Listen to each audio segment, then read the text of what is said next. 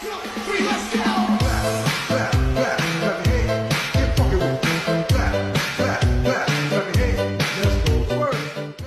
mga building, mga anong tawag dito, ginagawa nila dito. At ito, may dingding na. Yan o. Dito makita din natin yan o. Puno na rin dito ng mga bakal. Yan o.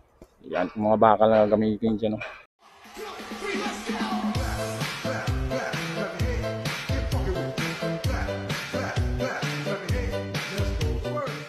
Alright, so yun. So dito pa tayo ngayon sa may bahagi ng MacArthur Highway. Ito, kita natin yung tulay na to, no? Tsaka ito yung bangka dito, no? So ito yung mga bangka na nakikita natin doon sa dumadaan doon sa ginagawang cantilever bridge ng sa may bahagi ng ilog dito na tatawid ng Inisal. At makita natin doon sa unahan, yan yung mga crane, no? So diyan na po yung casting yard ng CPN 1. Hyundai Migawide Dong joint venture. Yan yung casting yard dyan. So ito yung ilog na ito. Papunta na ito doon sa may bahagi ng tatawid ito doon sa may papuntang Minalin, Santo Tomas. Ikot-ikot naman kasi itong mga ilog na to eh. Siya, no? So dito. Ito po sa may parte nito ng Apalit dyan. Na po yung Apalit, no? Yan. So yan si Kuya na niniksay. Marami kasing mga dito, no? Siguro tilapia yung mga nakukuha nila dito. Hanggang doon po yan, no? So mayroon silang nilalagay na dito. Yung mga sako. Pag bumabaha, hindi umapaw yung ilog. Ayan, no?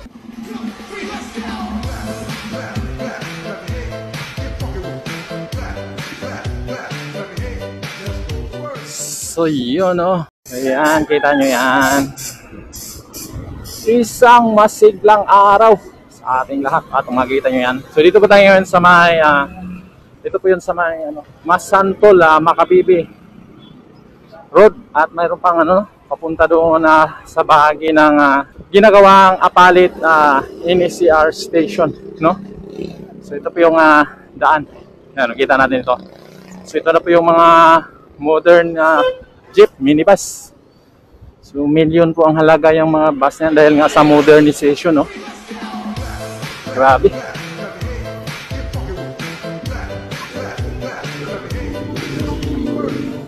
So yan, no? So mula dito ilang metro na lang babaybayin natin at susuong na tayo doon sa Bayadak sa may bahagi ng gagawing Apalit station.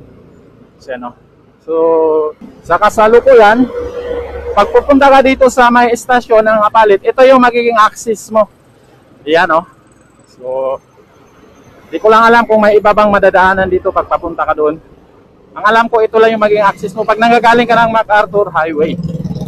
So, yan, no? Ito yung binabakbak na yan, naka-espalto na naman. Kaya hindi talaga maiwasan na makukompress yung mga sasakyan dito dahil ganito lang kalaki yung magiging kalsada dito. At dahil nga sa construction, may mga malalaking truck dumadaan dito. Yan sa unahan, nakikita na natin yung ginagawang NCR na Bayadak. Yan, no?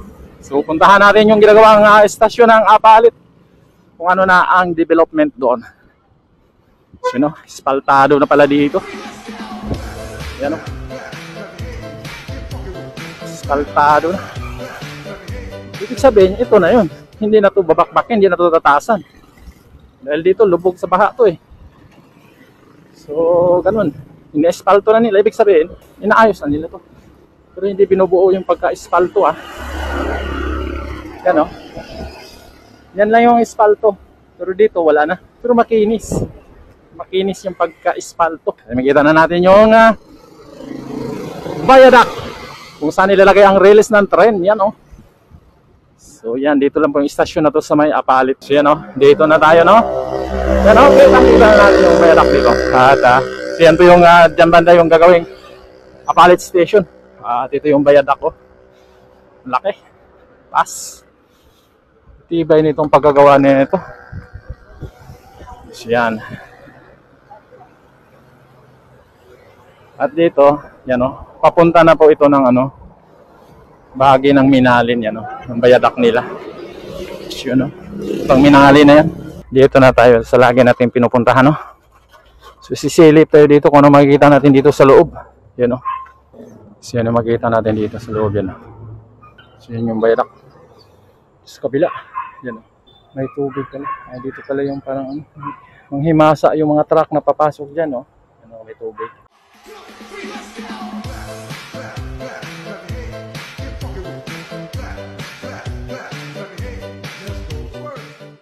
Yan dito, oh. Kita natin yung mga bakal, oh. Laki. Nakatabo ng ano, trapal.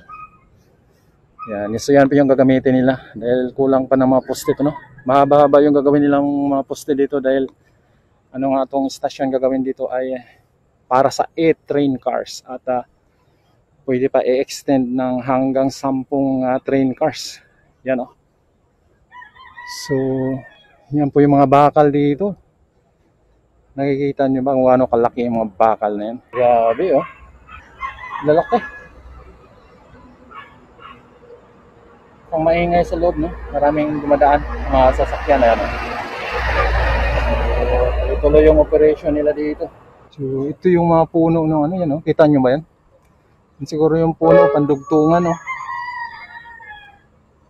Mabilis lang nilang gawin dito dahil mga bakal lang ginagamit nila. Kita, tingnan mo yung ano ng poste. Yan, no? Kita natin yung rubber. Yan, no? Para sa lindol. At yung dugtungan ng bayadak ay mayroong space, no? Clearance. Para siguro sa vibration yan. Yung tsura dito. So makikita natin dito yan, no? Laki ng mga simento. Pang ano nila? Pang poste. Doon yung mga truck, oh. Yan yung lumang pallet station. Yan, no? Yan, no? Yan yung lumang pallet station. Kulambo din. Pero mas maliit lang to kumpara doon sa may San Fernando. Maliit na, konti na lang natira dito. Hanggang doon na yung bayadak nila. At itong bahagi na to, yan. Malalim. So hanggang dyan lang yung gawing stasyon kasi yan yung parang nakahukay dyan, eh.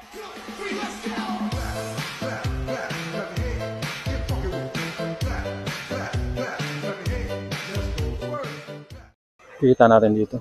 Matataas na yung mga ano. Dito yung mga kwarto-kwarto, no? May mga rebars nakatayo. So yan yung ginagawa nilang mga poste dito. Yan, oh. So anyan si Kuya sa may scaffolding. Oh, kita natin yung mga tali. Nakatali itong poste na to. At yun sa kabila yung ano, yan. So ganyan po kataas yan. Hindi po yan mababa lang, mataas po. At malaki yung mga bakal ginagamit nila dito.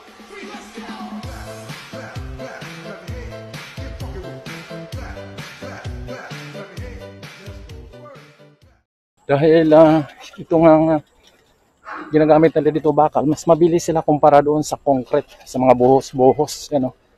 Kita natin ito. Ito yung crane. Sa may crane dito. Patuloy silang mag-ano dito.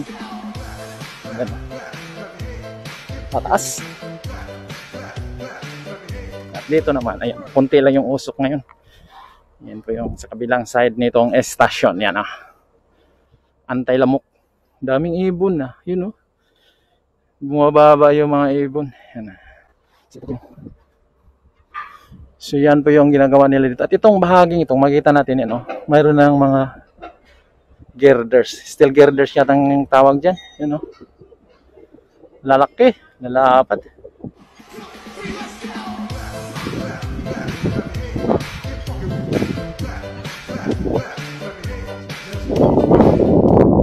So yan, oh. At ito yung crane. Hanggang sa taas mayroon siyang bubuhatin siguro itong crane na to. So tuloy-tuloy na yung ano nila. At makikita nga natin yung gaya yung sinabi ko kanina. Siguro yung mga beam na nilalagay nila doon, cross beam. Yan na yung ano, permanent beam na yan, yan, oh. Kasi mataas na, eh. At yung doon sa bandang kabila, mga maliliit pa lang nilagay. So temporary pa lang siguro yun. You know. Pero single temporary lang yun. Ito po yung dito sa may apalit ngayon, no? Isang masiglang araw na update natin dito sa may apalit station. You know, kita na natin doon sa unahan. Ito, mga hukay na yan. So, kita na natin na marami ng mga nagtatrabaho. Yan, oh. So, namumula na. Pula. Pula ba yan? Orange. Yan, mga nagtatrabaho dyan. At dito naman yung ginagawa nilang ano, para sa ano to. Siguro substation. Yan, oh. Mayroon na naman silang inumpisahan dyan. Dito yung nauna nilang ginagawa. Yan, oh. Tsaka may bakal na rin dito. Nagkakalat na yung bakal dito. No? Yan, oh. So, yan. Yan po yung ginagawa nila dito na ano, structure. Sa ilalim ng viaduct mismo to.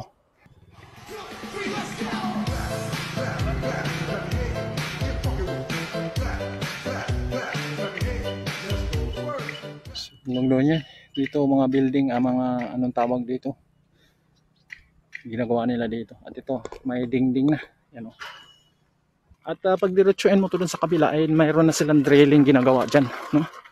May drilling na silang ginagawa dyan. Nag-extend na sila papunta doon sa may Sulipan Bridge. Yan o.